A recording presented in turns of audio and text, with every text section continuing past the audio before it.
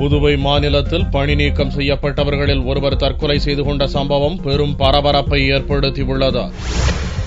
புதுவை மாநிலத்தில் என்ஆர் காங்கிரஸ் தலைமையிலான அரசு பொறுப்பேற்றதும் கால்நடை மருத்துவக் கல்லூரியில் தற்காலிக பணியிலிருந்து 120 பேரை பணி நீக்கம் செய்து உத்தரவிட்டது. இதில் ராஜீவ்காந்தி கால்நடை மருத்துவக் கல்லூரியில் பணியிலிருந்த ராகவன் என்பவரும் பணி நீக்கம் செய்யப்பட்டார். இவருக்கு திருமணத்திற்கான ஏற்பாடுகள் நடைபெற்று வந்த நிலையில் பணி நீக்கம் செய்யப்பட்டதால் திருமணம் நடப்பதில் சிக்கல் ஏற்பட்டது. இதனால் மன உளைச்சலுக்கு ஆளான ராகவன் வீட்டில் தூக்கு போட்டு தற்கொலை செய்து கொண்டார். அரசின் இந்த நடவடிக்கையால் தன் மகன் உயிரிழந்திருப்பது மிகுந்த வேதனை அளிப்பதாக ராகவனின் தந்தை கோவிந்தன் கூறினார். பிள்ளைய வெட்டினரி காலேஜில் வேலைக்கு வச்சேன். வேலை செய்துக்கினே இருந்தது. பொண்ணு பார்த்தேன். பொண்ணு கொடுக்குறேன்னாங்க. அதுக்குள்ளே வேலையை விட்டு நிறுத்திட்டாங்க. வேலையை விட்டு சுத்தமாகவே அறவே எடுத்துட்டாங்க. திரும்பி மறுபடியும் பொண்ணு பார்க்க போகும்போது கல்யாணம் வேலை இல்லைனாக்கா நாங்கள் இங்கேருந்து பொண்ணு கொடுப்போம்.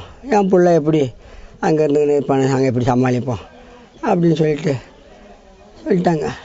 அதுலேருந்து மன கஷ்டமாக ரொம்ப கஷ்டமாக எங்ககிட்டையும் சொல்லலை, வீட்லேயே எதுவும் சொல்லலை. பாண்டிக்கு போகிறேன்னு அப்படியே மன கஷ்டத்தோடு போய் வந்தேன். அவ்வளோ பெரிய கஷ்டத்தோடு போய் வந்துட்டான்.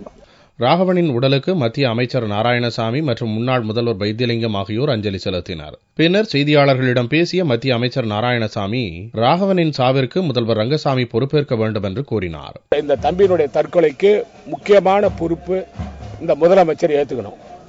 ரங்கசாமி அவர்கள் அதுக்கு முழு பொறுப்பை ஏற்றுக்கணும். ஏன்னு சொன்னா அவர் அந்த பிள்ளைய வேலையை விட்டு நீக்கிறதால அந்த பிள்ளை தற்கொலை பண்ணிட்டாரு. அதாவது மக்கள் நம்பி வாக்களிச்சிருக்கிறாங்க. அந்த மக்களுக்கு நம்பிக்கைக்கு பாத்திரமா செயல்படணும் தவிர தொழிலாளியை ஏழை தொழிலாளி வைத்து அடிச்சு அவங்க கண்ணீர் விட வச்சு ஒரு ஆட்சி நடத்த வேண்டிய அவசியம் இல்லை.